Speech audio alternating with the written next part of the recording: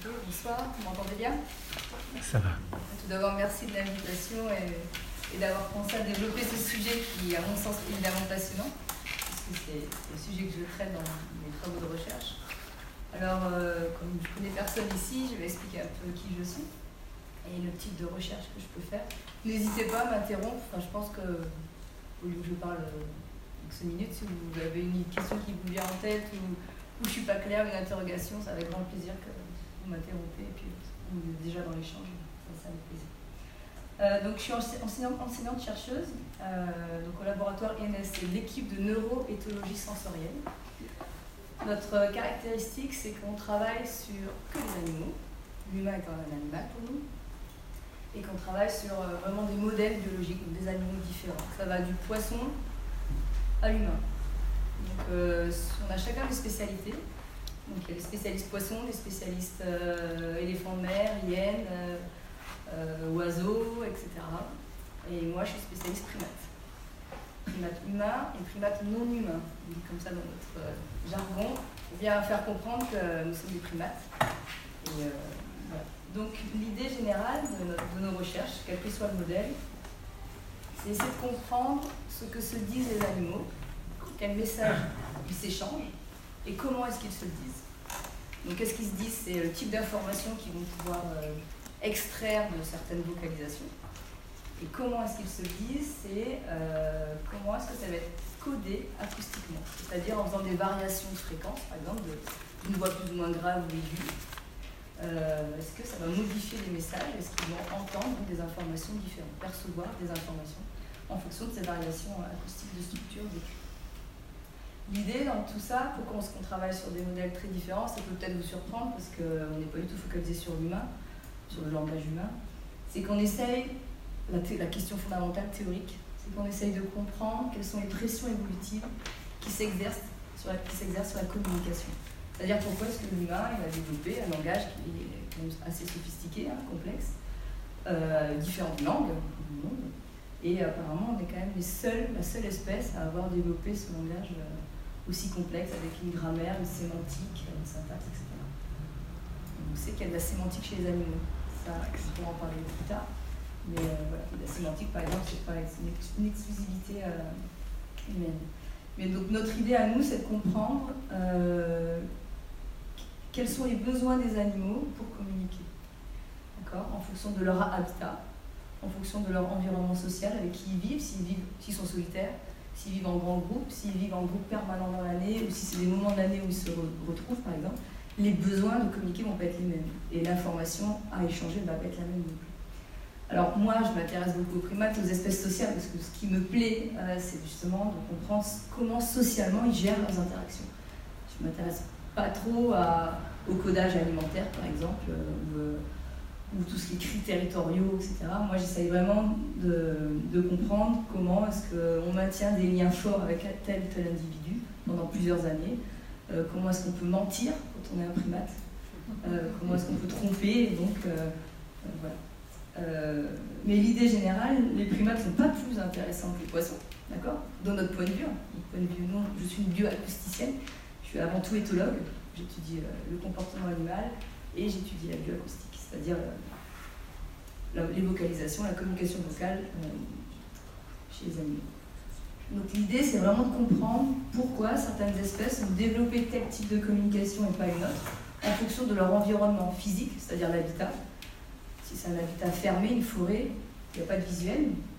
En tout cas, le visuel, il faut être très très proche pour pouvoir communiquer avec les mimiques faciales ou les gestes. Donc là, l'acoustique va prendre le pas sur les autres canaux de communication.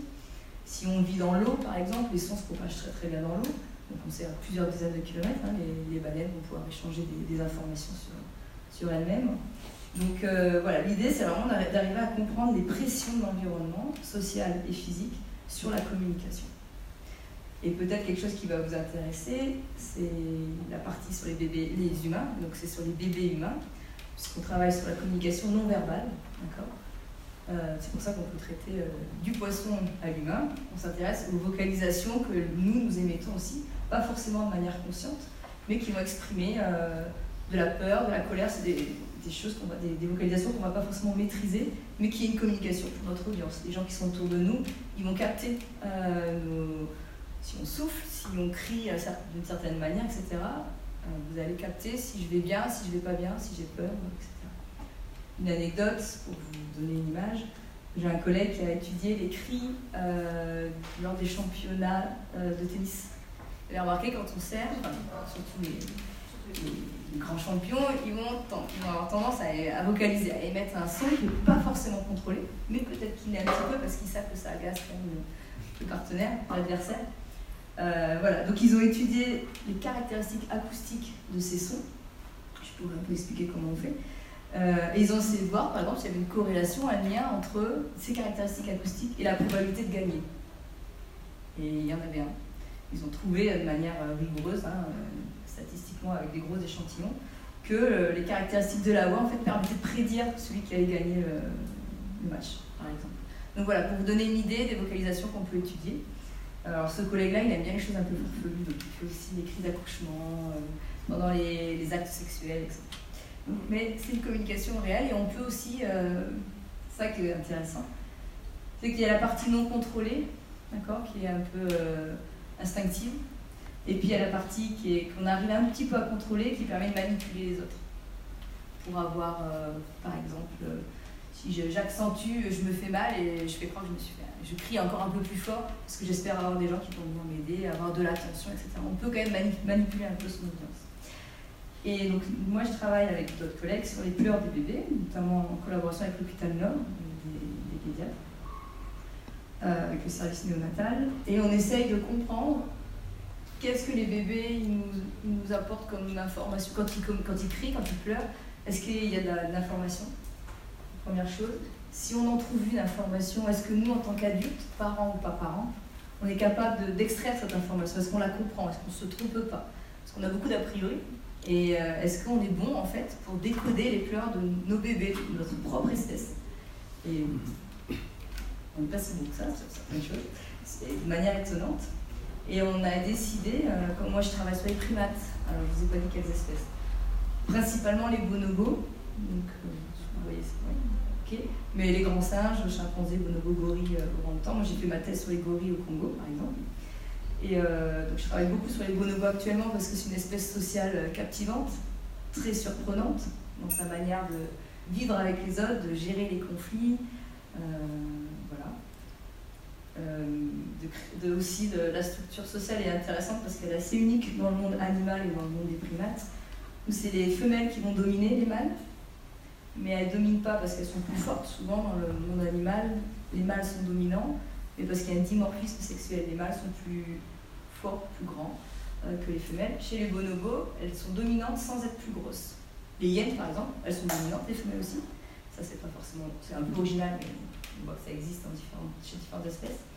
Mais elles sont physiquement, morphologiquement plus grosses et ont des taux de testostérone aussi plus importants que les mâles. Chez les bonobos, c'est pas le cas. Et comment est-ce qu'elles parviennent à être dominantes sur les mâles?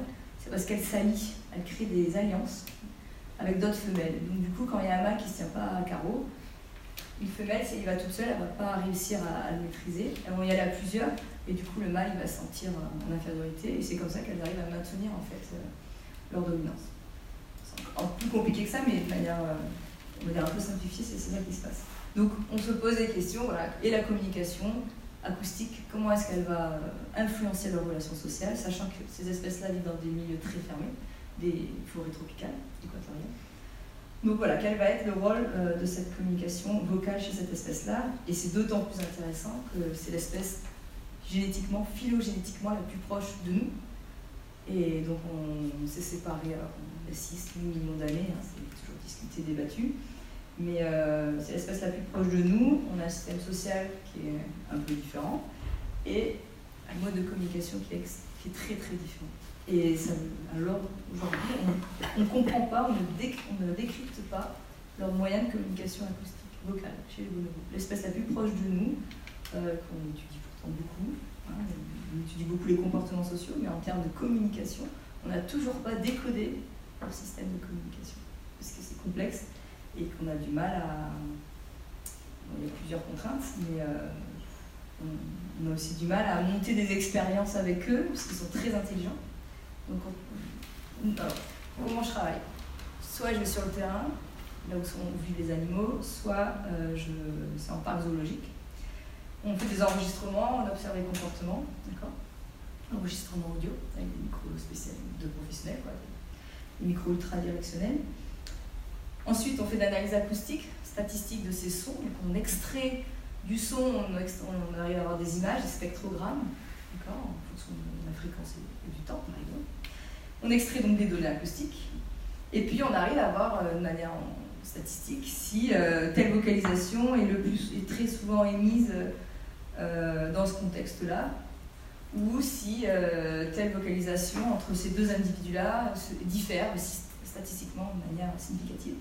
Donc on peut voir qu'il y a des signatures individuelles, des signatures de sexe, on les voit, des signatures d'âge, de rang hiérarchique, d'état physiologique, si une femelle est plus ou moins en oestrus ou pas, prête à s'accoupler, etc. Donc on trouve ce genre d'informations. Et ça, c'est statistique, d'accord, c'est probabilité. Maintenant, est-ce que les animaux, les bonobos, utilisent vraiment cette information? Est-ce qu'ils l'aperçoivent? Ce que nous, on trouve, est-ce que c'est intéressant biologiquement pour eux? Est-ce qu'ils s'en servent pour prendre des décisions, pour s'approcher d'un individu, au contraire l'éviter? Et donc là, on fait ce qu'on appelle des expériences de repasse, de playback, on dit. C'est-à-dire qu'on leur envoie des sons, on sait ce qu'on envoie plus ou moins, hein, on sait dans quel contexte on a enregistré, on sait qui l'a émis, et on regarde la réponse que ça entraîne. Si c'est l'individu a peur, s'il ignore complètement la vocalisation, etc. Et en fait, avec les bonobos, on se heurte à un problème qu'ils sont donc très intelligents et qu'on ne les trompe pas très souvent. Donc en général, ça marche une fois, puis après, il faut vraiment avoir beaucoup d'imagination pour arriver à les remettre dans un contexte expérimental où on peut renvoyer des sons et les tester. Et nous, ce qu'on essaie de faire, c'est qu'on essaie de modifier les sons. On modifie un paramètre acoustique et on garde le reste du message entier, intégral. Et on regarde si on a une perte de réponse. Donc éventuellement, ça nous permet en fait de cibler les caractéristiques acoustiques du son, de la vocalisation, qui est importante pour coder tel ou tel message. Ça, c'est notre démarche, voilà. À la fois en laboratoire, sur le terrain, et puis ensuite expérimental. Bon, je ne vais pas être trop, voilà, je vais m'arrêter. On va passer la parole à notre deuxième J'allais proposer. Et puis après, on passera aux questions. C'est bon. Donc moi, je ne suis pas du tout dans le domaine. Je suis donc orthophoniste et moi, pour commencer, je vais vous donner 3 définitions. Je vais me permettre de regarder un peu mon papier. 3 définitions, le langage, la langue et la parole, parce que quand j'ai fait mes études, j'ai eu des cours de linguistique, et donc j'ai commencé par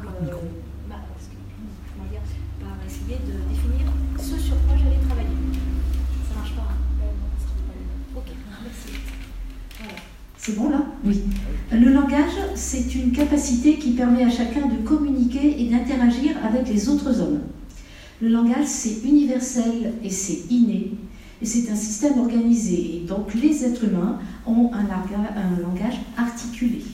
C'est-à-dire que les sons vont pouvoir se coordonner les uns aux autres, se mélanger les uns aux autres pour produire des mots, et les mots vont pouvoir se coordonner, se mélanger les uns aux autres pour produire des phrases. Donc ça, je pense que c'est quelque chose que les animaux, enfin vous étudiez justement s'il y a éventuellement un langage articulé. Pas articulé, mais s'il y a une organisation comme ça, voilà. On fait de combinaison de sons. Donc le langage, c'est quelque chose d'inné et d'universel, pas la langue. On va quitter l'universel pour arriver à quelque chose qui va être de l'ordre de l'outil. Le langage est une capacité, la langue est un outil. C'est un outil qui va bien sûr servir à communiquer. Donc j'ai trouvé qu'il y avait entre 3000 et 6000 langues. Donc c'est d'une grande richesse. Ça nécessite un apprentissage, alors que le langage, effectivement, c'est quelque chose qui est inné. Alors ça ne veut pas dire que ça va bien se passer tout le temps pour construire un langage, et c'est justement pour ça que les orthophonistes devront peut-être avoir à intervenir. Donc ça nécessite un apprentissage, et bien sûr, la langue, ça s'acquiert tout au long de notre vie. C'est donc un système complexe qui est composé du lexique, ce que l'on appelle le lexique, c'est le vocabulaire, et donc de ce qu'on appelle la grammaire. Alors j'ai trouvé dans les livres, on appelle ça la grammaire. Moi, quand je fais un bilan, je vais repérer quel est le niveau de lexique, et plutôt quel est le niveau de syntaxe, donc quelle va être l'organisation, et comment quelqu'un va... donc on va avoir aussi ce qu'on appelle la morphosyntaxe, c'est-à-dire comment dans les indices de la syntaxe, le pluriel, le féminin, on va entendre le féminin, on va entendre le pluriel. Est-ce que les enfants, puisque moi je travaille essentiellement avec des enfants, vont tirer des indices, vont prendre de l'information dans cette organisation-là. Donc ça c'est la langue, et puis il y a la parole. Donc là on arrive à l'individuel. Alors là c'est pareil, il y a le mot parole que nous on utilise dans notre quotidien, que ce soit en tant qu'orthophoniste ou professionnel, et puis il y a la définition. Donc dans la parole, il va y avoir l'intonation, le rythme, va y avoir l'accent, mais va y avoir aussi le choix des mots et j'ai trouvé aussi les expressions qui vont être choisies par une personne. Donc c'est vraiment quelque chose d'individuel. Et là, puisqu'on est dans un café philo et sciences, il est assez facile de voir l'importance de la parole, indépendamment du langage et de son étude. La parole, c'est quelque chose d'important et d'individuel. Et c'est vrai que donner sa parole, c'est quelque chose d'important. Donc là, on voit vraiment, il y a vraiment tout un système de référence, puisque quand on communique, on utilise un code commun, et on a des références. Et on verra que quand on n'a pas les mêmes références, on ne parle pas de la même chose. Je vais tout de suite illustrer la difficulté qu'on peut avoir à communiquer. Je regarde le matin les actualités sur ma tablette. Et sur ma tablette, sur l'appli Le Monde, il y a les titres. Je vois quelque chose qui m'annonce qu'un chercheur a découvert un nouveau test. Donc c'est un test prédictif pour pouvoir évaluer si un cancer a récidivé. Donc déjà là, je me suis perdue, puisque le test était prédictif et qu'il utilisait un passé composé pour... il mettait dans le même temps quelque chose qui était de l'ordre de la prédiction, qui a priori n'était pas encore arrivé, et puis après, pour voir si ce cancer avait récidivé. Un petit peu plus tard, dans la phrase juste après, il représentait son test comme étant un test contre le cancer. Donc là, il m'a perdue, parce que ce test n'est pas contre le cancer. Donc là, je trouve que ça illustre bien la difficulté quand on utilise des mots. D'abord pour utiliser les bons mots et pour être bien compris. Donc j'ai trouvé que... Là, il y a bien sûr des exemples, on en a beaucoup. Je vous épargnerai le schéma de la communication. Si on veut, on pourra y revenir. En tant qu'orthophoniste, moi j'ai commencé à travailler avec des enfants petits et j'ai commencé par faire une formation en éducation précoce. Donc l'éducation précoce, c'est avant que le langage se construise et ça va être une nécessité quand un enfant va naître différent. Parce qu'il va falloir aider à construire les premières communications. Le premier regard, et il y a une phrase que j'aime bien, c'est qu'il faut apprendre aux parents à penser que leur enfant va être capable de penser. Donc c'est vraiment quelque chose qui est très important. Si on annonce un diagnostic et qu'en même temps on n'annonce pas, on n'accompagne pas un potentiel quand même de communication, ça risque d'être encore plus difficile. Donc voilà, j'ai commencé à travailler dans ce domaine-là. Au niveau de l'éducation précoce, oui, il y a créer le lien et créer aussi, apprendre aux parents et à l'environnement à créer des situations de communication. Quelle qu'elle soit, si on est en éducation précoce auprès des enfants sourds, ça va être déjà de dire de continuer à parler. Parce que si on commence à inhiber, si on commence à dire « mon enfant n'entend pas », on va fausser de toute manière quelque chose dans la construction du langage, de la communication. Voilà, donc ça, donc j'ai travaillé aussi pour aider les enfants à construire leur langage, ou à les aider pour la maîtrise de leur langage, pour les dyslexies, les dysorthographies, mais j'ai aussi travaillé avec les aphasiques. Donc là, on est à l'autre, il peut y avoir ça peut arriver à différents âges de la vie, puisque j'ai travaillé j'ai rencontré des personnes qui avaient eu leur AVC à 25 ans, d'autres à 80 ans, et là vraiment, c'est là qu'on voit quand il n'y a plus le langage. Donc le langage, moi quand je parle de langage, c'est souvent langage, langue, on parle indifféremment des deux. On n'est pas en train de se demander est-ce que je parle de la capacité universelle ou est-ce que je parle de la langue française. On parle vraiment de la capacité à communiquer en utilisant la langue française. Donc dans le cas d'une aphasie, on va vérifier qu'est-ce qui va être continu, quelle est la compréhension qui perdurent et quelles sont les capacités d'expression qui perdurent aussi. Et essayer bien sûr de reconstruire. Et effectivement, il y a des capacités, grâce à la plasticité cérébrale, de retrouver des capacités. Voilà. Donc ça c'était... Et puis j'ai rencontré la surdité. Donc certaines de mes collègues se sont dirigées dans la surdité parce qu'elles aimaient la surdité. Moi je suis allée dans la surdité parce que quand j'ai fait une candidature spontanée, le centre commençait par un C. Et que c'était dans les premiers que j'ai envoyés comme candidature spontanée. Ce que j'ai aimé et ce que je continue à aimer plus que tout, c'est le langage, la langue, la parole et la communication. Donc, dans le cas de la surdité, il y a bien sûr une communication à construire, une langue à construire, un langage à établir. Donc là, c'est pour moi quelque chose de plus complet. Voilà, je parlais de la valeur de la parole. Comme je travaille dans le domaine de la surdité, je suis allée rechercher, pour avoir un peu en mémoire, une histoire de la langue des signes. Il y a très longtemps, les hommes ont commencé par utiliser effectivement des codes gestuels. Durant l'Antiquité, il y a eu l'utilisation de codes gestuels. Au XVIe siècle, des précepteurs ont pu utiliser un alphabet gestuel, et bien sûr précepteur, que ce soit pour quelqu'un de sourd ou pas sourd, c'était pour les enfants plutôt de familles aisées. Et à partir du XVIIIe siècle, au XVIIIe siècle, il y a eu l'abbé d'Épée qui a observé des jumelles, des sœurs jumelles, qui avaient elles construit un langage gestuel. Il s'en est inspiré, il y a aussi ajouté de la grammaire, et il s'est servi de ce qu'il avait construit pour commencer à enseigner. Et alors après, je ne veux pas plomber l'ambiance, mais il y a eu le congrès de Milan, donc en 1880. Là, on est parti sur un courant oraliste et où on dit les personnes n'entendent pas, mais elles doivent parler. Alors, pourquoi elles ne doivent pas parler?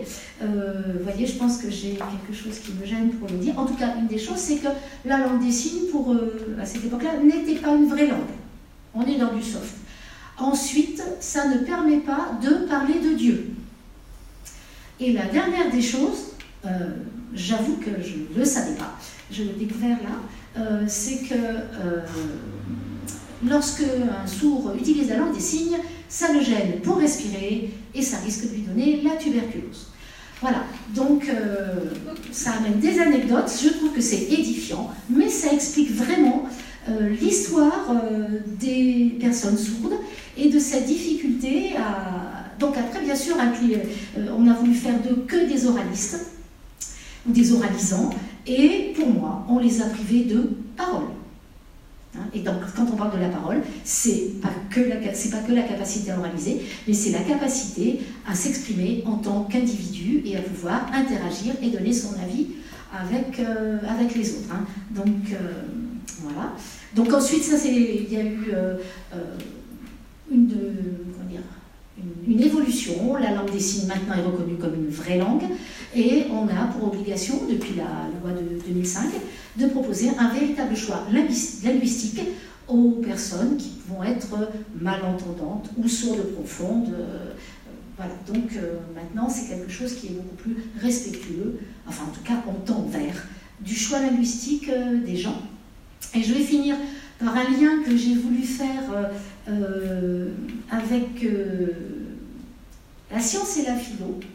Donc, les sourds profonds, on propose des implants cochléaires. Donc là, nous sommes dans la science et dans la technologie. Ça permet à la plupart des gens, on le propose bien sûr aux adultes aussi, des adultes devenus sourds. Donc là, on est dans le domaine de la science et je pense que si on faisait un sondage, les gens seraient assez d'accord pour dire que s'ils perdaient la capacité à entendre, ils aimeraient retrouver la capacité à entendre pour pouvoir continuer de communiquer comme ça. Mais pour une partie de la communauté, et je pèse mes mots, la communauté sourde, si tout le monde était implanté, donc là on va être pour moi dans un domaine de l'éthique, ça pourrait être un génocide, parce que ça serait faire disparaître. C'est une peur, c'est comme ça que ça peut se vivre pour certaines personnes. Ça serait peut-être potentiellement faire disparaître un peuple qui a beaucoup souffert, sans vouloir parodier une chanson, qui a créé plus qu'une identité, qui a créé un mode de communication, qui a créé une culture, et qui n'a pas envie de disparaître, et pour lesquels la communication en langue orale n'est pas du tout une nécessité. Alors, comment faire pour communiquer? Mais je voulais finir avec cette technologie en augmenté. On en a beaucoup parlé. Mais alors, qu'est-ce que... Voilà, ça peut être ce ressenti-là. Voilà.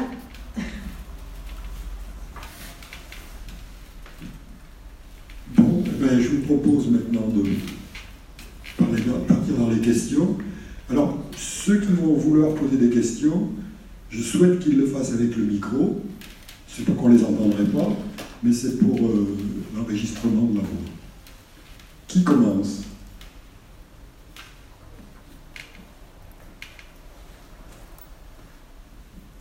Merci. Alors moi j'ai une question pour Florence Levréau.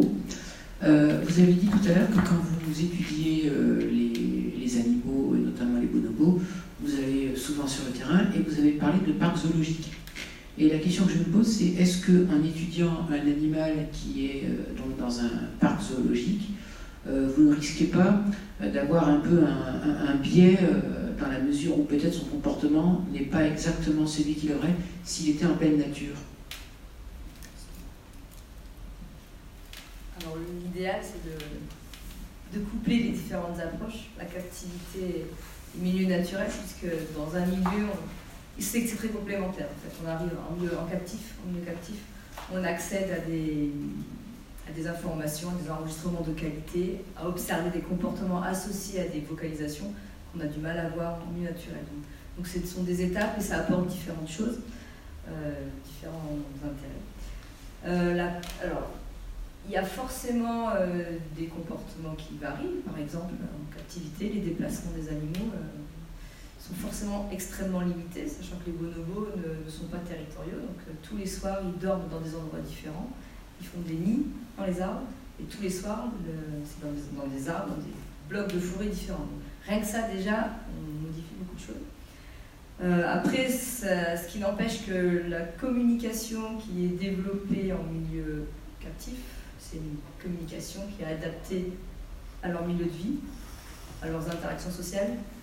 Et donc ça reste intéressant puisque face à des contraintes environnementales qu'ils ont, ils communiquent et ils font fonctionner leur groupe social. Ça peut être des groupes d'une vingtaine d'individus, donc avec des bagarres, des conflits, des jalousies, des femelles qui sont réceptives, etc. Donc des ressources autant alimentaires que des femelles qui sont convoitées. Donc ils sont quand même confrontés à des situations où la communication est nécessaire pour justement... en anglais, il y a un terme que je n'avais jamais trouvé en français, to mediate. C'est pour réguler, pour ces interactions-là, pour les gérer. Donc il faut bien avoir conscience qu'on est dans des milieux différents, qu'il y a des contraintes, mais ça reste très informatif, je pense quand même.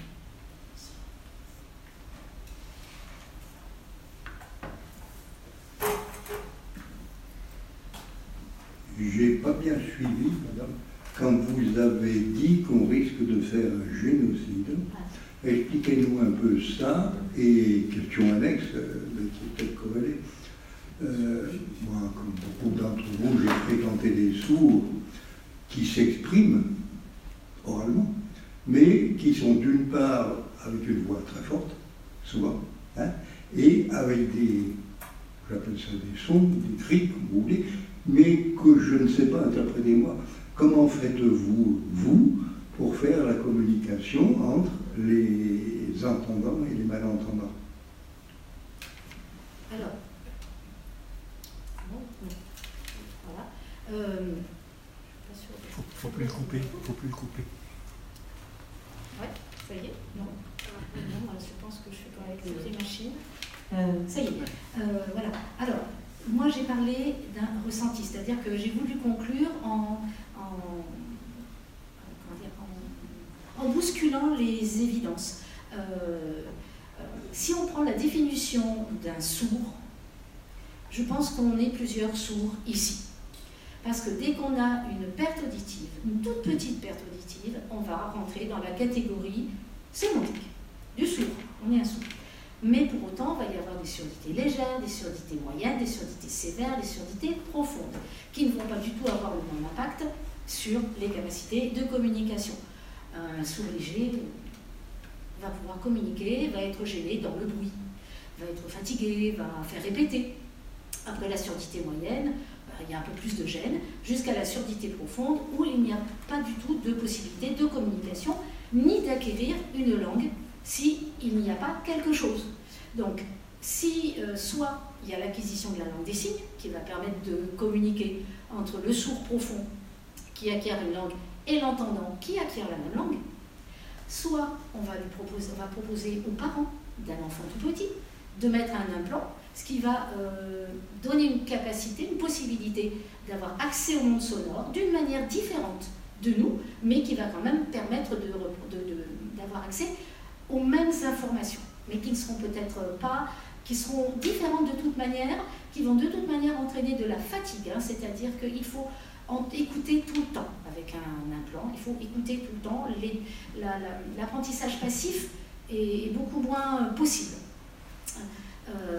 Voilà, donc, alors par rapport aux personnes implantées ou les personnes qui ont utilisé ce terme de génocide, je l'ai fait exprès d'utiliser quelque chose comme ça, parce que ça m'a moi énormément surprise d'entendre ça.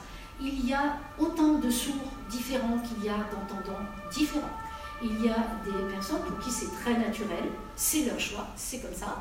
Ils entendent un peu moins bien, ils vont mettre un appareil, ils vont se sentir malentendants, et puis après ils vont se sentir entendants, et leur identité n'est pas liée à leur degré d'audition. Pour d'autres personnes, des personnes sourdes profondes, qui n'ont pas fait le choix de l'implant, leur identité est liée à leur vécu et à leur choix de langue et d'appartenance à une communauté. Et c'est très très difficile il y a vraiment dans l'histoire des personnes sourdes et leur accompagnement une relation entre le monde médical et une certaine partie d'un groupe de personnes. Le mot communauté, il est comment dire, c'est difficile aussi, on peut le remettre en question, mais certains sourds profonds non oralisants se vivent comme une communauté avec une culture. Et n'ont pas forcément envie de partager le monde, la culture. Moi, je me suis trouvée dans une conférence où une personne sourde a pris la parole, en langue des signes, pour dire qu'avant tout, cette personne, sa culture, c'était la culture sourde. Mais on retrouve la même chose avec d'autres identités, comme la religion, qui vont passer en priorité dans la manière dont les gens vont se présenter. Et là, c'est vraiment une position extrême, mais c'est quand même une énorme crainte de ce que le monde médical peut faire. Il y a énormément de fantasmes aussi derrière. Un implant, il y a de l'électricité dans le cerveau. Donc là, c'est un manque d'information. Effectivement, il y a de l'électricité dans le cerveau, puisque les impulsions électriques qui transmettent l'information, c'est des signaux électriques. Mais il va y avoir des craintes, des peurs, et ça c'est commun à tout le monde, hein. Sauf que là, ça va amener peut-être à un terme, vraiment, je répète que j'ai fait exprès d'aller aussi loin, mais n'empêche que il y a des relations pas sereines, pas simples, entre une partie de la communauté sourde et le monde médical. Voilà. Alors comment on communique? Il y a différentes manières de communiquer. Donc la première, ça peut être le mime au départ, hein, puis après la langue des signes. Quand les enfants apprennent la langue des signes, que nous, on apprend la langue des signes, pour les enfants sourds et qui ont d'autres problèmes, parce que nous on en a aussi encore d'autres problèmes, on travaille aussi avec des pictogrammes. Voilà, j'allais dire, on utilise tout pour pouvoir construire. Alors moi, la majorité des jeunes avec lesquels je travaille sont des jeunes qui vont avoir la capacité d'oraliser, parce qu'ils ont des prothèses auditives qui leur permettent d'être dans le monde sonore. Donc, puisqu'on apprend à parler parce qu'on entend quelque chose et qu'on va reproduire, ce que l'on entend, enfin, d'une certaine manière. Donc si on reprend le terme de sourd-muet, c'est pas quelqu'un qui a un problème aux cordes vocales, un sourd-muet. C'est quelqu'un qui n'a pas pu acquérir le langage parce qu'il ne l'entendait pas. Donc il a certainement fait des vocalises comme les bébés, observez, mais après il n'y a pas de lien qui a pu se construire entre je fais telle action, je vocalise et ça entraîne telle action, telle réponse de mes parents et après je vais construire mon langage comme ça. Voilà, je vais vous poser, peut-être que je compléterai, j'espère bien répondu, peut-être que je compléterai. Je crois que vous faites référence à une tribune qui était publiée dans Le Monde par rapport à ce terme de génocide. Et, je ne sais plus où je l'ai, ouais. Mais ça m'a déçu. Et je crois que le fond du propos, c'était le fait qu'il y a une loi qui allait passer et abaisser l'âge à laquelle on allait implanter et qu'en fait, on ne laissait plus le libre choix à la personne implantée. Et qu'effectivement, il y en a certains qui se revendiquent de la communauté des sourds comme une part de leur identité et que c'était privé le développement de cette communauté, ou du moins le fait qu'elle se perpétue. Donc c'était vraiment sur le fait que les gens ne pourraient plus choisir en fait d'être sourds si on les implante tellement tôt qu'ils n'ont pas la capacité de dire non face à l'opération. Alors, deux choses. Moi, je respecte absolument tous les choix. Et c'est fondamental. C'est-à-dire que je comprends très bien qu'on ait envie ou de parler avec l'oral ou de signer pour communiquer. C'est quelque chose, ça ne se discute pas. Ce sont des choix. Alors, pour en revenir à l'article, si c'était présenté comme ça, c'est pas qu'il n'y a pas de choix. C'est que normalement, c'est un choix éclairé. Et qu'on est dans le domaine de la crainte. Hein. Donc moi, je me rends bien compte que c'était pour amener dans le domaine un peu philosophique en se demandant jusqu'où on va, quelles sont les questions qui peuvent se poser. Et ça ne concerne absolument pas tout le monde, enfin toutes les personnes sourdes.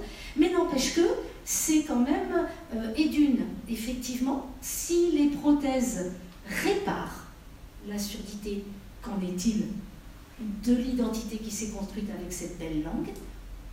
Et la deuxième des choses, c'est que effectivement, je crois que j'ai perdu, donc je vais passer à la troisième qui avait ma tête, c'est que c'est les parents qui choisissent pour les enfants. Et que les premières personnes, d'abord c'est très très difficile de faire ce choix. Si les parents sont eux-mêmes sourds, ils vont avoir envie que leur enfant ait une langue naturelle, et leur langue naturelle, pour un entendant c'est l'oral, le français oral, pour un sourd c'est la langue des signes. Si les parents sont entendants, ils se trouvent devant un choix. Est-ce qu'il est éclairé? Effectivement, est-ce que les médecins influent? Est-ce qu'ils poussent? Moi, je pose des questions. Je comprends les peurs. Après, plus on a d'informations, plus le choix est éclairé. Et puis, qu'est-ce que je l'ai retrouvé, je l'ai reperdu ce que je voulais dire. Oui, ça y est, j'ai retrouvé, même avec une prothèse, même avec un implant cochléaire, quand la personne pose son implant, elle est sourde. Quand elle se couche, elle est sourde. Elle n'entend plus rien. Donc, nous, j'allais dire, les projets que l'on a envie d'accompagner, c'est un véritable choix de connaissance des langues. Je fais exprès de mettre choix et connaissance et langue dans la même phrase, parce que oui, il y a une réalité, ça reste des prothèses. Et tout ça, c'est des peurs, c'est des craintes, c'est des fantasmes, c'est de l'information, c'est des difficultés de communication qui ne sont pas liées qu'à la surdité, mais qui sont liées au fait que, comme je le disais tout à l'heure, quand on communique, on utilise des mots. Quand on utilise des mots, ils font référence à des choses. Et dans cette salle, il y a autant de références différentes qu'il y a de gens. Donc, si on faisait... Bon, j'ai participé à une formation il n'y a pas longtemps, on nous a mis 2 par 2, et il y en avait qui avaient un dessin qui était projeté au loin, et d'autres personnes en face qui devaient... Alors, il y avait des personnes qui voyaient le dessin et d'autres qui ne le voyaient pas. Et il fallait faire dessiner à ceux qui ne voyaient pas le dessin, il fallait faire dessiner quelque chose. Mais il ne fallait pas utiliser ni les mots, ni la langue des signes. On pouvait éventuellement mimer. Très difficile. on s'est bien rendu compte de l'importance de la langue. Et il y en a, moi dans le groupe dans lequel j'étais, il y a une personne il y avait un bateau à faire dessiner, qui a chanté quelque chose qui m'a fait penser à une berceuse, sauf que moi j'ai cru que c'était Do, l'enfant Do. Et en fait c'était Maman les petits bateaux. Donc vous voyez, là c'est vraiment pour vous envoyer plein de difficultés liées à la communication, au langage, à la langue, et le domaine de la surdité, ou quels que soient les domaines. Et ben rien, dans tous les domaines, c'est difficile de se comprendre, même quand on utilise les mêmes mots.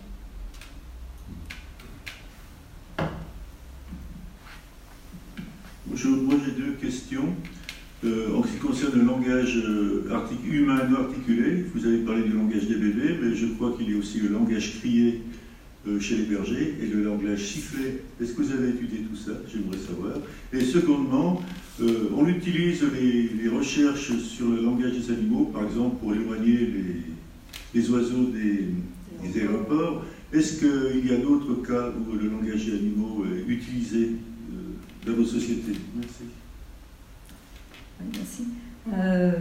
Alors les langues sifflées, moi je ne l'ai pas étudié, mais au laboratoire on s'y intéresse. C'est assez incroyable. On a fait, lors d'une conférence, on avait invité des gens des îles Canaries, je crois, qui étaient, je ne sais plus de quelle île, qui donc pratiquaient la langue sifflée. Et c'est bluffant parce qu'on les a un peu testés quand même, parce que quand on n'a pas l'oreille, on ne perçoit pas très bien le sens des choses. Et donc c'était un couple, on les a séparés. À l'un, on a dit un message. Il fallait on avait désigné quelqu'un dans la salle en fait, et il fallait à une dizaine de mètres, en sifflant, qu'il communique, qu'il arrive à dire à sa partenaire quelle était la personne dans la salle, donc juste en décrivant. 3e rang, t-shirt bleu, etc. Et ça marche. C'est vraiment extrêmement efficace. Et nous, à l'oreille, si on n'a pas l'habitude, on n'y arrive pas. Enfin, ça manque de l'habitude. En Amazonie, les langues sifflées dans les milieux fermés, justement, les milieux forestiers, c'est aussi très utilisé. Communiquer à grande distance et dans les milieux fermés, la langue sifflée, ça va permettre de porter beaucoup plus loin.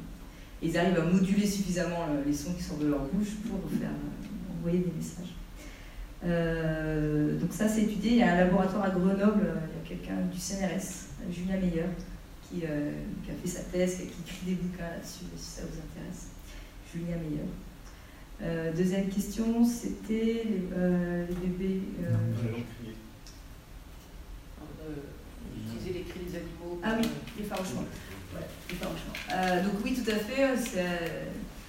Ça aussi, il y a la partie fondamentale et la partie appliquée. Ça fait partie des domaines appliqués de nos recherches. Donc utiliser des sons de rapaces, par exemple, pour faire peur dans les aéroports. Donc ça, c'est utilisé. Vis-à-vis des loups, ils essayent de développer quelque chose aussi, un effarouchement sonore pour éloigner les loups de certaines zones. Alors si on sort de la communication acoustique, mais c'est de la communication chimique est utilisée depuis un bon moment pour éloigner les insectes des champs par exemple, ou d'envoyer des phéromones de femelles, comme ça les mâles vont à un endroit très précis et ne vont pas dévorer les cultures. Donc ça, c'est utilisé, ouais. C'est bien connu. Qu'est-ce qu'il y a d'autres exemples que j'ai en tête? C'est vrai que le plus connu c'est l'effarouchement. Aussi pour les pigeons à Paris, je sais qu'ils essaient de développer quelque chose comme ça, pour éviter qu'ils souillent trop d'endroits. Donc le fait de connaître la communication animale permet de l'utiliser aussi pour sans tuer les animaux, mais les déplacer dans des endroits qui nous arrangent. Est-ce que je peux réagir à une question? Je vous ai dit quelque chose je trouve de très très intéressant pour moi. Vous avez dit que vous avez côtoyé des personnes sourdes et qu'il y avait des sons que vous ne compreniez pas. Enfin, c'était des sons qu'ils émettaient qui pour vous n'avaient aucun sens. Et on est en train d'étudier ça au laboratoire aussi. Et moi, je trouve ça surprenant, parce que vous allez peut-être me dire votre impression, si vous saviez, si ça vous semble normal, naturel. Mais quand on demande à une personne sourde, alors je pense aux personnes sourdes profondes, qui n'ont jamais entendu de son de leur vie, quand on leur demande de mimer en fait une situation, de crier comme s'ils avaient peur, comme s'ils avaient mal, comme s'ils étaient surpris. On enregistre leur cri à ces différentes situations qu'on leur demande. Et en fait, acoustiquement, quand on analyse les cris, ce qu'ils émettent, on arrive. Déjà pour nous à l'oreille, si on teste des gens, là pour vous c'est un cri de peur, de surprise, douleur. On n'est pas capable de distinguer ça. Et quand on fait l'analyse acoustique, on n'est pas non plus capable de distinguer le cri qu'ils ont émis pour la peur, pour la surprise ou pour la douleur. Et ça, moi, ça me surprend énormément parce qu'on peut, je sais pas, c'est intéressant d'avoir votre retour là-dessus. Mais on peut penser que c'est quelque chose aussi d'inné. Je me cogne le pied, je crie, et quelqu'un qui n'a pas appris à crier pour avoir mal, il va crier pareil. Et donc là aussi, il semblerait qu'il y ait un apprentissage social. Alors, une bonne manière de le tester, ce serait d'aller dans différentes cultures. C'est vrai que moi, je côtoie des gens étrangers et je vois que si je les pince, ils ne vont pas faire « ah », ils vont faire « ouch » ou des choses comme ça. Et c'est pas contrôlé. Donc c'est vrai que ça semble être un apprentissage. Mais je trouvais intéressant que vous disiez que, empiriquement, vous ne compreniez pas ces sons. Quoi.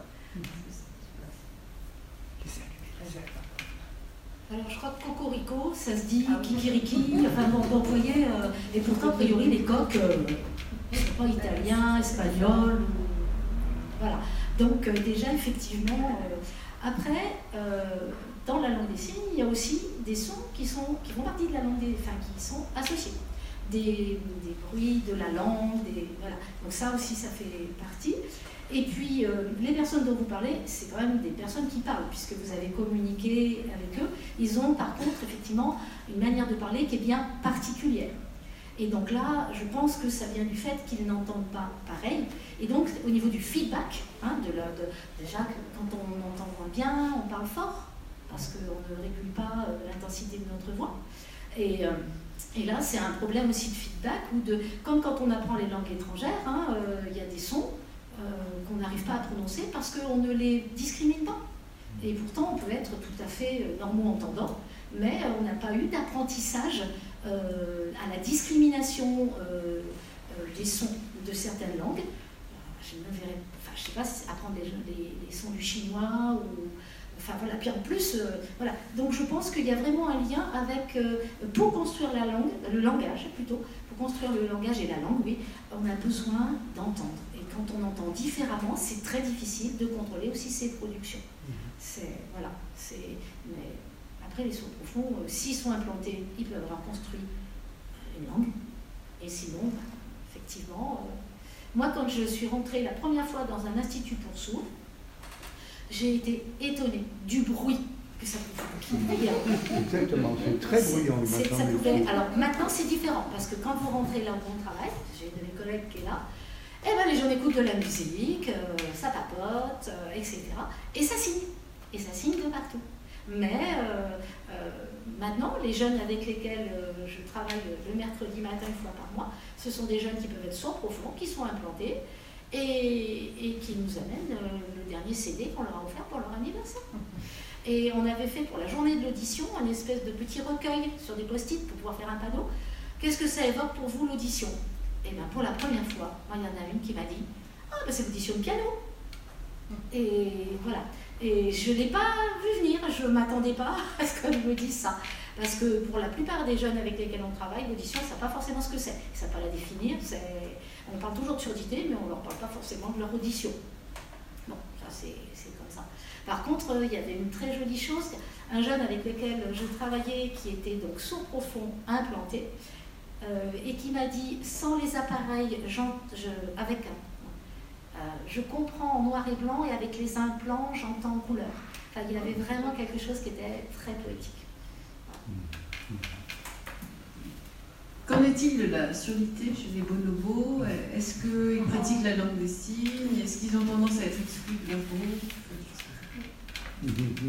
Alors, la surdité, c'est normal, elle existe aussi, ça peut être une pathologie, ça peut être en vieillissant.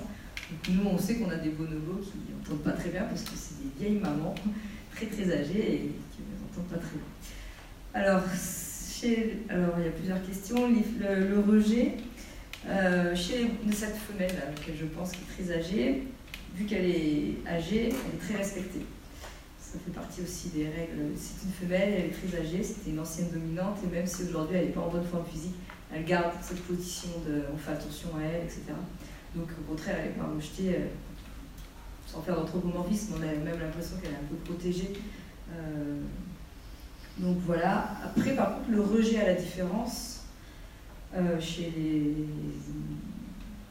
les animaux, chez les primates, c'est quand même un niveau cognitif important. Moi, chez les gorilles, j'ai eu l'impression d'observer en milieu naturel, il y a une maladie, la population que j'étudiais avait une maladie qui s'appelle le pian. C'est une maladie qui entraîne des lésions cutanées importantes si elle n'est pas soignée. Et donc, ils peuvent être certains défigurés, la partie molle se détruise, la place du nez, etc. Les lèvres sont détruites. Et on a fait une approche rigoureuse, scientifique, et il semblerait qu'en fait ces individus-là soient en effet rejetés parce qu'on les retrouvait plus souvent dans ce qu'on appelait les bandes de jeunes, c'est-à-dire pas dans des groupes reproducteurs où il y avait des mâles adultes, un mâle adulte, des femelles adultes et la progéniture. C'était souvent un petit peu des jeunes qui zonaient, car ils n'arrivaient pas à s'intégrer socialement dans un groupe. Et aussi les mâles adultes qui étaient porteurs de ces maladies-là avaient un succès reproducteur plus faible, c'est-à-dire qu'ils étaient moins fréquemment à la tête d'un groupe et ils avaient moins de descendants. Donc peut-être que c'est un rejet parce qu'ils ne sont pas en bonne santé. Et dans la nature, en général, le choix de partenaire sexuel se fait en fonction de l'état de santé des individus. Mais vu que ce sont des animaux quand même qui tissent des liens sociaux longs, pendant des années ensemble, on peut s'imaginer, c'est pas trop extrapolé, mais on peut imaginer qu'il y a une sorte aussi de rejet de ces individus qui ont une apparence un peu différente. Je pense que vous savez que le langage des signes, vous avez parlé du pictogramme aussi, c'est des choses qu'on a utilisées pour communiquer avec les primates. Sauf qu'à chaque fois, l'humain était très anthropocentré.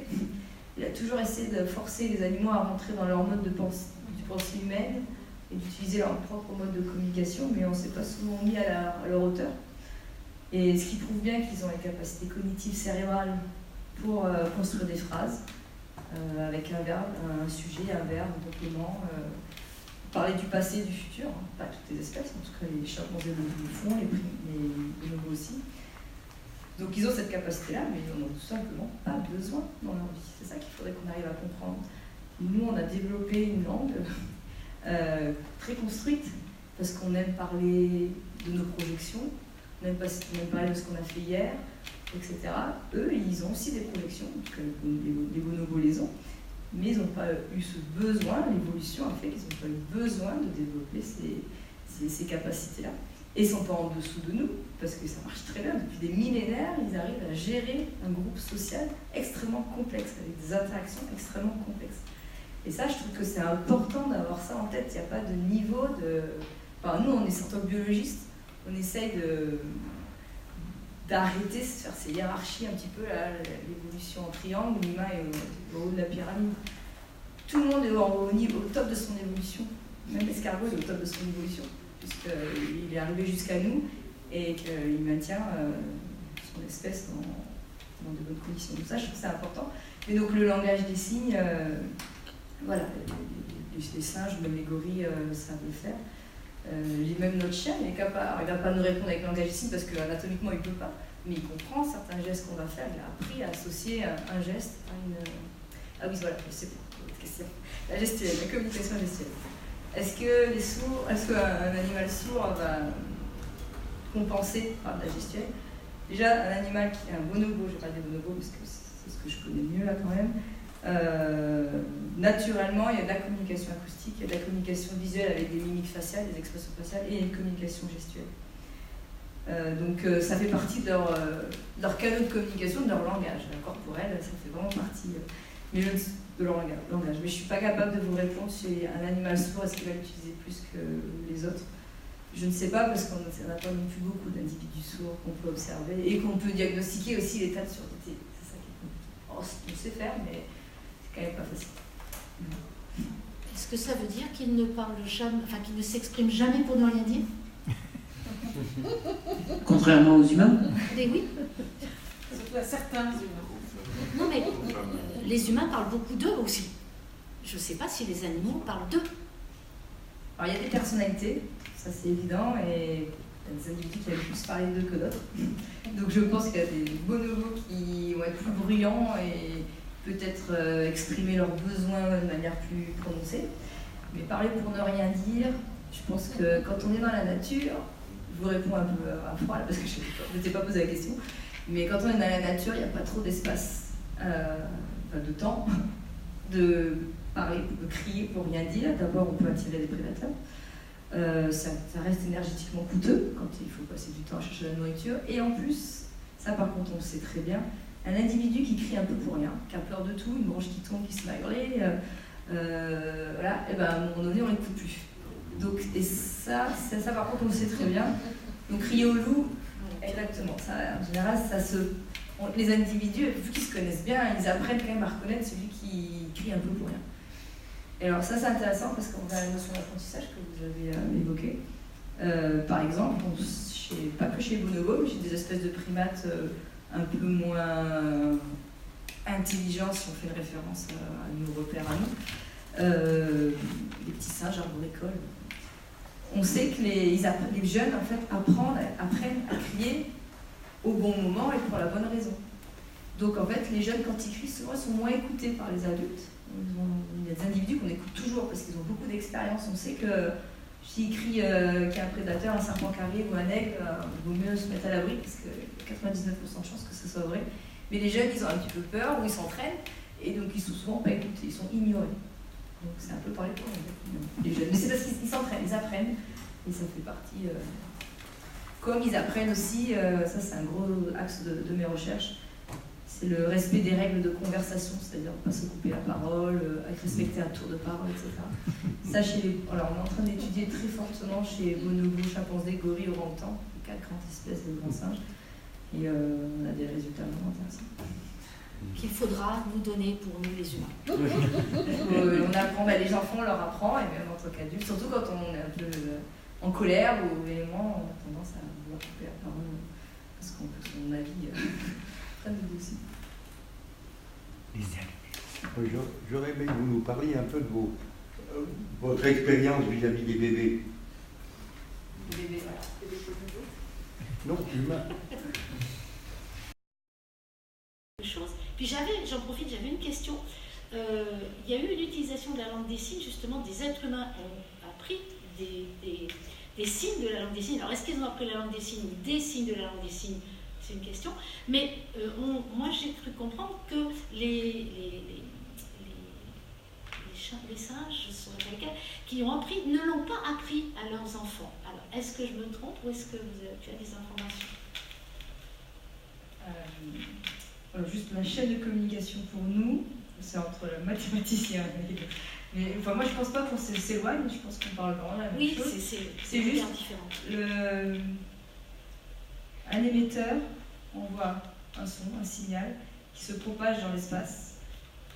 Il peut y avoir des récepteurs ou pas, mais le message, le signal est parti dans l'espace. Il y a des récepteurs ou pas. Comme il se propage, il peut se dégrader. Parce qu'il y a la forêt, il y a des arbres, parce qu'il y a de l'eau. Donc il y a des fréquences qui vont s'atténuer. Si le récepteur potentiel il est un peu trop éloigné, il ne va pas avoir toutes les informations du signal, toute la partie acoustique, on va dire, les fréquences, etc. Parce que ça ne va pas lui arriver à lui. Et après, le récepteur potentiel, il peut répondre ou pas. Mais il peut avoir très bien reçu l'information, le signal, et avoir décidé de ne pas répondre. Mais la chaîne, elle est quand même... Pour nous, on l'explique juste comme ça, en fait. C'est la théorie de l'information, bien sûr, c'est aussi important pour nous. La langue des signes, alors. Donc ça, c'est des études, quand même, des expériences qui datent. Hein. Oui. 50, 70, années 1950, 1970. Avec Washoe, la fameuse chimpanzé qui a été la première. Ils ont appris la langue des signes, je dirais clairement, puisqu'ils ont appris des signes qu'ils ont su, ou qu'elle a su, mais il y en a plusieurs, qu'ils ont su réagencer différemment pour exprimer leur propre message face à une nouvelle situation. Donc ils ont refait des phrases, quelque part. Donc ça, pour moi, c'est une maîtrise du sens et être capable de, comme je disais tout à l'heure, d'avoir le sujet, le verbe. Le sujet peut être différent, c'est un coup c'est je, un coup c'est elle, etc. Et ils ont appris en fait, ce qui est intéressant, c'est que la maman, la femelle, elle a appris à son jeune, ça n'a pas toujours été le cas, mais il y a eu un apprentissage, et même plus fort que ça, c'est qu'elle a modifié des signes qui étaient difficiles à faire pour un jeune enfant, un petit, parce qu'ils n'ont pas comme nos enfants à nous, la dextérité n'est pas la même. Elle a modifié, elle a pu simplifier pour l'adapter, pour que le jeune puisse le répéter et l'utiliser.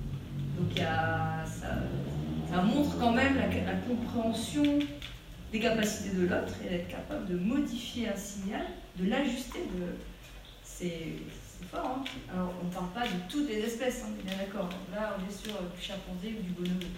Mais c'est vraiment important, ils ont été capables de... On lui avait appris la bouteille d'eau. Lui, à un moment donné, il a pu dire moi j'ai soif, mais je veux du jus d'orange, mais pas dans un verre, mais dans une tasse. Et voilà, il exprime des choses. Et ils expriment des émotions, c'est-à-dire je suis triste. Et on ne lui a pas appris d'être triste lorsqu'une soigneuse ne vient plus le voir. Il a compris le sens de la tristesse, de l'émotion, et ça prouve qu'ils aient des émotions.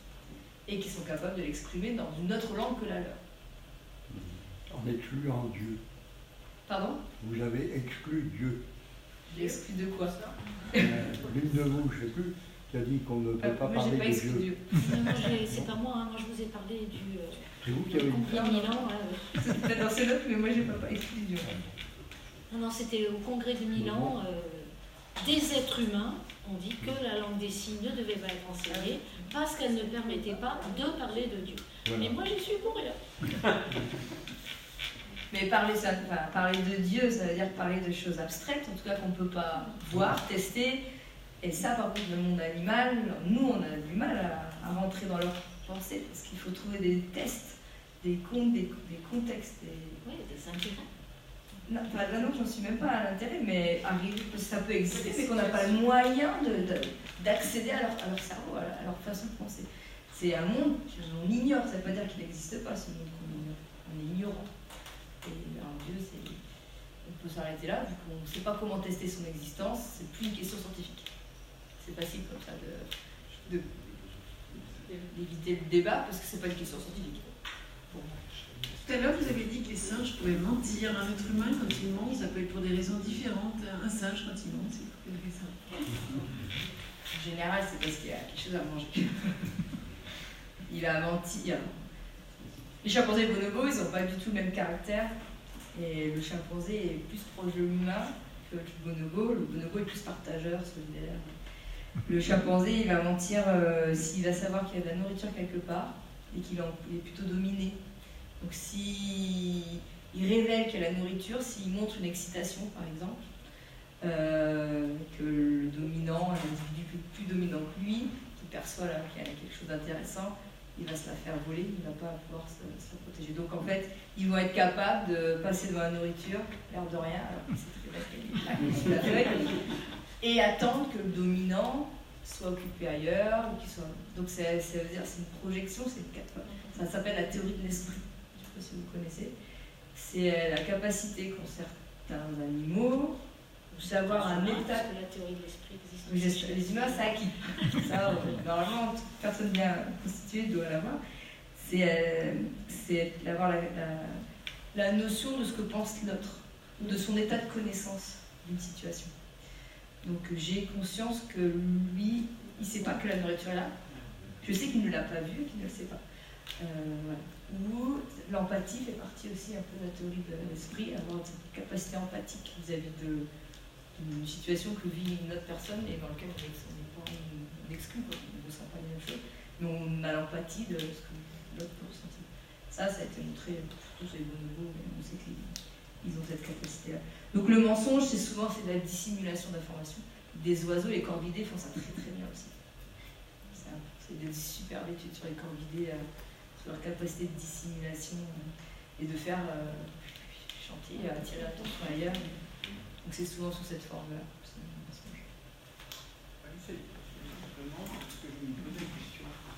On est en plein dans la structure de pensée, en fait. Pour le langage des signes, juste une petite chose en guillemets. Est-ce que je voulais savoir s'il était vraiment universel, si en fait, si les sourds pouvaient tous, qu'ils soient aux États-Unis, au Japon, tout ça, parler leur même langage, sinon ils ont perdu un gros intérêt. C'est vraiment dommage pour eux, parce que s'il y avait une chose qui aurait été intéressante, au moins c'est comme les mathématiques, c'est qu'un sourd au Japon puisse dialoguer avec un sourd d'un autre pays complètement posé. Si ce n'est pas le cas, je trouve ça excessivement dommage et c'est vraiment dommage pour eux. Mais bon, ça c'est juste une parenthèse. Pour ça, je me suis toujours dit, au moins l'avantage c'est d'avoir des signes qui soient universels.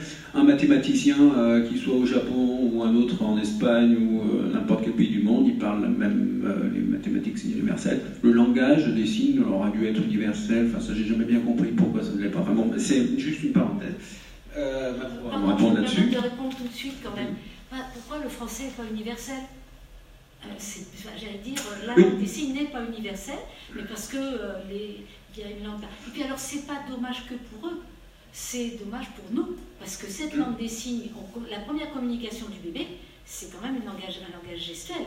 Donc effectivement, s'il existait une langue gestuelle, une langue des signes universelle, ça serait vraiment bien pour nous tous, ça serait vraiment bien.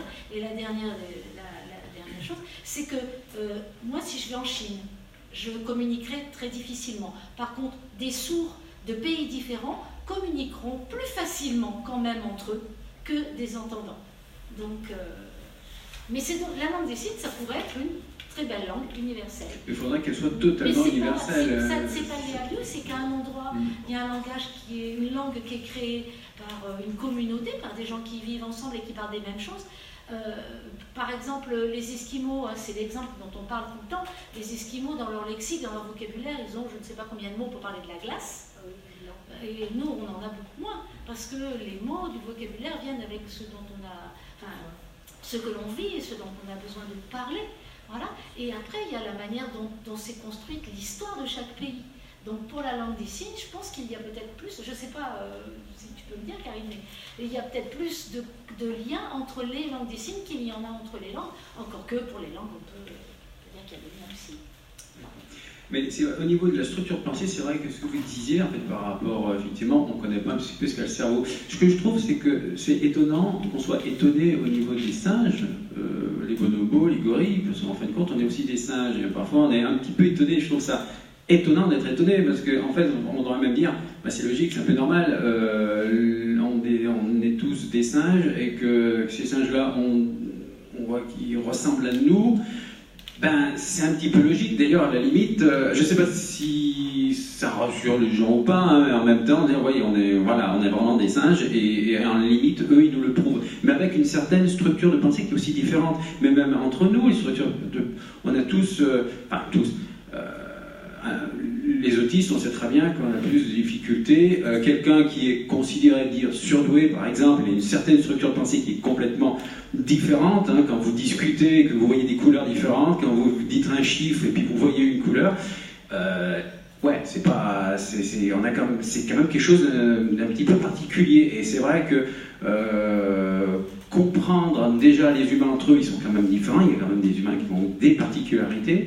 Alors c'est vrai que vouloir connaître le langage des orques, pourtant ils sont des animaux incroyables, mais en même temps on n'a pas un cerveau d'orque, et c'est ça qui est incroyable et qui paraît presque impossible, parce qu'on est proche des extraterrestres. Tout à l'heure on parlait d'extraterrestres, mais quelle est la différence entre un extraterrestre et justement un poisson, puisque vous parliez de poissons, c'est des animaux qui vivent un monde complètement différent. En fait, on est dans une planète, mais à l'intérieur de cette planète, il y a plein de planètes et plein d'êtres, on a plein d'aliens, quoi. Et c'est vrai que à la limite, les singes, ça devrait moins être étonnant, parce qu'on voit, ils rigolent, ils ont des attitudes, mais en fin de compte, c'est un petit peu nous. Ce qui est un petit peu fou, c'est que nous sommes des êtres humains, c'est-à-dire on est en train d'essayer de savoir comment aller sur Mars, c'est ça qui est assez quand même étonnant. On essaie de communiquer en étant même, on a l'impression d'être même complètement idiot dans cette communication, puisqu'on essaie de communiquer avec des outils. Maintenant, on voit très bien que c'est un peu paradoxal, on est tous en même temps, on communique et en même temps on est très seul. On est peut-être allé un peu trop loin dans la communication, justement là-dessus, et c'est ça qui, je trouve que c'est plus étonnant justement sur l'homme et la communication, l'avenir de l'homme, d'ailleurs augmenté. Je ne vois pas pourquoi aussi il y aura un problème, justement, quand on change de langue, on ne perd pas d'identité. Je veux dire que s'il y a un sourd, du jour au lendemain, il entend, ben, si demain un Français part au Japon, vivre au Japon, et apprend le japonais, ne parlera plus jamais français, parce qu'il perd vraiment son identité en même temps. Je pense qu'on a une structure aussi, le cerveau il évolue, il va complètement se modifier, il est plastique, plus ou moins plastique selon l'âge, mais bon, je pense là aussi que on évolue, et voilà, ça fait beaucoup de questions, mais je m'interroge sur pas mal de choses sur cette évolution de la communication de l'humain plus tard, et puis en fait on essaye de comprendre des extraterrestres que sont les animaux. Ils ont leur intelligence, leur vie qui est complètement différente à nous, en fin de compte. On essaye de comprendre des extraterrestres qui sont très terrestres. Impossible ? Ça vous semble impossible ? Ça ne me semble pas possible, mais je pense qu'on y arrive. Alors, je dirais ça ne me semble pas impossible, mais je pense qu'on n'y arrivera jamais dans le sens où on n'a pas la même structure. Mais on va s'en approcher. Je pense qu'on est comme une sorte d'asymptote. On va s'approcher mais on aura toujours le fait qu'on soit humain. Comprendre ce que pense une orque, je ne sais pas pourquoi j'adore les orques, mais ça peut être autre chose. Les sèches, j'adore les sèches, ça aussi c'est un animal que j'adore. Les sèches communiquent avec leurs couleurs. D'ailleurs, j'aurais toujours aimé que les humains aussi soient avec les couleurs. Je suis dans le domaine de l'image, c'est vrai qu'on pourrait communiquer. D'ailleurs, on communique un peu comme les sèches, puisque quand on s'habille différemment, on communique un petit peu avec nos vêtements. Donc en fait voilà, donc on a une communication aussi avec le visage, mais aussi avec les habits, les couleurs, voilà. Les sèches se travestissent, on sait très bien qu'il y a des mâles qui se transforment soudainement en femelles en changeant la couleur pour essayer d'avoir une autre femelle, mais ils se mettent au dernier moment, ils se remettent en mâle. C'est fabuleux, ça c'est fantastique. Il y a des humains, ils font ça mais un peu différemment. En fait, il y a des choses qui se ressemblent énormément, mais en même temps, on est quand même très différents de tout. Non, moi je suis sous le coup des sèches. Alors, si vous êtes passionné des sèches, prenez contact avec le laboratoire de Caen, Ludovic Dickel. C'est un super labo, Anne-Sophie Darmaria, etc. En France, on a de très bons chercheurs sur les sèches. C'est ça, vous avez dit les sèches. Ouais. Et c'est passionnant, je suis tout à fait d'accord. Et ça rejoint tout à fait ma motivation, mon amour de mon travail. C'est que justement, alors mon problème, c'est que je travaille sur les singes, donc c'est vrai que c'est proche de l'homme, tout de suite ça va plaire un peu. Mais le monde du vivant est passionnant et à toute échelle. Donc, et sur les sèches, un super labo, vraiment, regardez, il y a des papiers qui sortent, c'est super sympa. Alors, j'ai noté des trucs parce que vous avez dit beaucoup de choses. Je ne veux pas, si vous voulez compléter. Alors, l'étonnement. Étonné d'être, vous soyez étonné. Vous réagissez si vous n'êtes pas d'accord. Moi, je suis l'impression que c'est le grand public qui est étonné. Et que de découvrir justement toutes ces capacités, des émotions, etc. Moi, je ne suis pas étonnée. En tant que... C'est pour ça que je vous disais, mais vous pensez que c'est impossible justement d'arriver à décrypter une manière de penser qui est loin de la nôtre, humaine, de notre système de communication qui est loin du monde. C'est super motivant de se dire d'arriver à accéder à quelque chose, un mode de pensée complètement différent.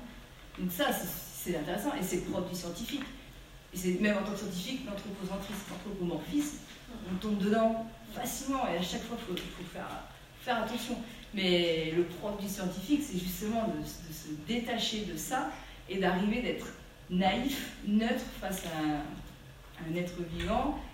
Et pour ça, il y a une grosse phase d'observation, mais en essayant d'être vraiment détaché de tout ça. Et c'est pour ça que la démarche scientifique, c'est aussi trouver des tests expérimentaux, une approche expérimentale. Pour nous, en tant qu'en acoustique, on dit qu'on pose des questions aux animaux, parce qu'on essaie, justement, en faisant des expériences de repasse, on ne peut pas poser une question, vous aimez le noir ou le bleu? Non, on va essayer de les mettre dans des conditions, dans des environnements, dans des tests. Eux, ils ne savent pas qu'ils sont testés. On va leur mettre des stimuli et on va voir ce qui se passe. Mais moi, je trouve que ce que vous dites, c'est ce qui est super intéressant et motivant, c'est d'arriver à percevoir un autre état de pensée, et l'orque, comme plein d'autres. Mais c'est ça notre motivation, en fait. Donc, moi, je ne suis pas étonnée, mais c'est beau à voir. Peut-être que j'ai l'impression que, quand j'en parle, c'est un étonnement,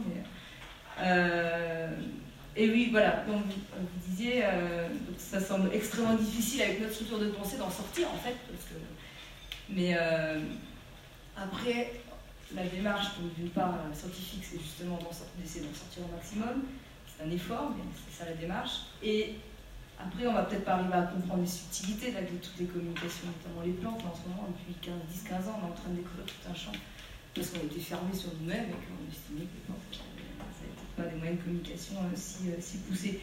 Mais l'objectif, c'est au moins de décrypter les grandes lignes de cette communication. Et ce qui m'étonne, moi, là où je suis étonnée, c'est que les singes, les grands singes, qui sont nos plus proches parents vivants actuellement, eh ben, on n'a pas compris leur système de communication. Là, je ne vous en ai pas parlé, mais on ne comprend pas comment l'information est codée. Les oiseaux, on sait, beaucoup d'espèces, ils ont un cri dans un contexte facile. Le chant pour séduire, c'est toujours pareil, plus ou moins. le champ territorial, il est différent. Bon, et ben les bonobos, c'est pas comme ça. C'est ce qu'on appelle un système vocal gradé. D'autres espèces, c'est comme ça. C'est-à-dire qu'on n'a pas un son pour un contexte.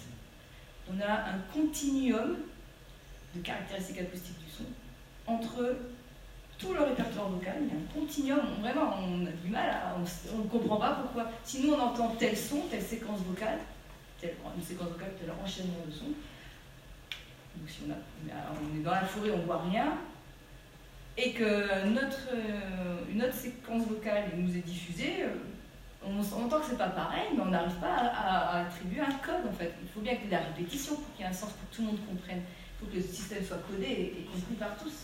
Donc comment ça marche? Là, ça semble être super flexible. Comment est-ce qu'ils font? Donc moi, je m'étonne qu'on n'ait toujours pas trouvé. J'essaye, mais on manque d'outils aussi. Donc c'est des outils à développer pour accéder à leur répertoire vocal, des outils d'enregistrement qui nous manquent et aussi d'analyse un peu automatique. Mais moi, ça m'étonne quand même, parce que ça veut dire que, ça veut dire, et moi c'est ça qui m'excite, c'est qu'on va avoir un animal qui est le plus proche de nous sur la planète, qui a développé un système de communication parfaitement efficace, duquel on ne comprend rien et qui est complètement différent du langage, des langues orales que nous on a développées. Donc c'est pas impossible. Moi je suis persuadée que c'est pas impossible. Par contre, il faut un peu réfléchir différemment, arriver à penser différemment pour accéder à rentrer dans leur tête. Est-ce que c'est pas à rapprocher du fait que par exemple deux mots très proches phonétiquement peuvent avoir deux sens complètement radicalement différents? Moi j'aimerais bien, alors je suis pas spécialiste du mandarin, enfin toutes ces langues non tonales, mais moi je me dis qu'il faut peut-être regarder un peu les. Alors c'est pas très bien parce que du coup je repars sur un côté linguistique. Oui. Alors. Je pense qu'il ne faut pas que ça trop. Moi, je reproche à mes chercheurs contemporains d'aborder la communication acoustique des primates, justement, parce que comme ils nous ressemblent, on voudrait que ce serait magnifique de trouver qu'il y ait des règles linguistiques aussi chez eux. Et alors moi, je vais un peu à contre-courant parce que peut-être qu'il y a des règles linguistiques, hein. Je ne le nie pas, mais pour l'instant, on n'a quand même pas trouvé. Et moi, je pense qu'il faut, en effet, s'affranchir de tous nos a priori et essayer d'arriver de manière beaucoup plus neutre et être là pour découvrir un nouveau système de communication, une nouvelle langue, un nouveau moyen de coder du sens. Mais peut-être qu'il faut aussi, c'est pour ça que je ne ferme pas toutes les portes, peut-être qu'il faut regarder d'autres langues qui ne sont pas occidentales, justement, puisque la majorité des chercheurs qui s'intéressent à ces questions-là, on est des occidentaux. Au Japon, justement, eux, ils font de la primatologie de manière très intéressante, complètement différente de nous, et avec beaucoup moins de...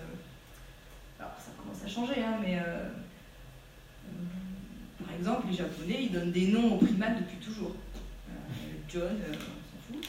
Nous, en Occident, faire ça, c'était faire de l'anthropomorphisme, c'est-à-dire créer des liens, créer une émotion, créer de l'attachement avec ça, et ça, c'était contre toute rigueur scientifique. C'est juste pour vous donner la culture japonaise fait que oui, ils sont beaucoup plus proches de la nature que nous, l'Occident. Vous avez bien vu avec le quiz, l'histoire de ne pas avoir le droit de parler du langage. Parce qu'il y a des questions qui nous dérangent, parce qu'on aime bien penser qu'on est déconnecté de la nature. Et j'ai d'autres trucs à répondre, mais je ne veux pas parler longtemps. Je dirais juste peut-être deux choses. Je ne suis pas d'accord que la langue, c'est pas une identité. C'est vrai qu'on peut aller n'importe quel pays et apprendre une nouvelle langue et s'y sentir bien, et on garde je reste une femme avec mon passé, mon histoire, etc. Mais je constate que quand même, quand on ne parle pas sa langue, on se transforme. On n'est pas tout à fait la même personne parce que c'est pas si on est bilingue de naissance, enfin on a appris petit, mais quand on a appris une langue et qu'on la maîtrise quand même plutôt bien, adolescent, etc., on n'est quand même pas tout à fait soi-même. Et quand on retourne dans son pays, moi je trouve qu'il y a peut-être un relâchement aussi de tension attentive, hein, comme vous disiez avec les implants. Mais c'est pas tout à fait vrai. Une langue, c'est une façon d'être quand même. C'est une culture. C'est imprégné, je pense, de beaucoup de façon de penser en fait. Un anglais, il ne pense pas comme un français. Parce qu'ils sont beaucoup plus directs, ils ont des mots qui permettent de penser. Ils pensent différemment, c'est évident. Moi, quand j'écris en anglais, je pense différemment. Oui, mais c'est ce que j'allais dire. Même quand on est bilingue, en fait, en fonction de la langue qu'on parle, on se transforme. Oui, on n'est pas tout à fait dans le même état d'esprit. Hein. Ouais. Je répondrai pour toi, sauf si tu as fini. Non. Bon. Par rapport à pour moi, il y a effectivement tous ces éléments au niveau de la langue. Par rapport aux sourds, et puis je ne voudrais pas être le porte-parole ni quoi que ce soit, mais surtout que moi, ce qui m'intéresse, c'est, je le répète, vraiment le langage et la communication. Mais c'est quand même, il y a une histoire par rapport à ça. Les personnes qui ne parlaient pas, qui n'entendaient pas plutôt, plus on remonte, enfin, on leur prêtait quand même pas la capacité à penser. Ça a commencé comme ça. C'est que avant, à l'Antiquité, on pensait qu'ils ne pensaient pas. Donc ça fait quand même partie de l'histoire. Après, il y a eu cette langue gestuelle, cette langue des signes qui s'est construite, et on leur a interdit de s'en servir. Donc ça, c'est peut-être plus les gens de maintenant, mais n'empêche que ça fait partie de l'histoire. Et il n'y a encore pas très longtemps, moi, quand j'ai... Enfin, c'est relatif, mais moi quand j'ai commencé de travailler, il y a eu un film, c'est Le peuple des sourds, dans lequel on montrait justement le travail des enfants qui allaient voir l'orthophoniste, et les méchantes orthophonistes empêchaient aux enfants de se servir de leurs mains pour communiquer. Donc il y a tout quelque chose. Après, il y a aussi, moi il y a quelque chose qui est très important, c'est une question de point de vue. Et quand la surdité, moi en tant qu'orthophoniste, j'ai appelé ça comme une pathologie. Par contre, pour plein de gens, quand on discute avec des collègues ou des gens sourds, pour eux c'est simplement une différence. Et ils ne sont pas handicapés, puisque c'est une différence, il y a une langue. Voilà, donc moi je veux simplement illustrer le fait que ce sont des points de vue. Et quant aux identités, on est tous effectivement porteurs d'identités multiples.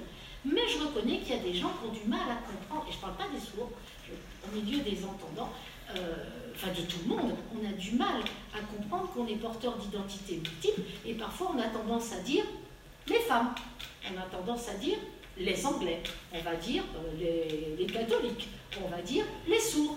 Les sourds vont dire les entendants, alors qu'on a des entités qui sont multiples, et puis c'est beaucoup plus... C'est une question de point de vue. En fait, il y a, pour simplifier, rien n'est simple là-dedans.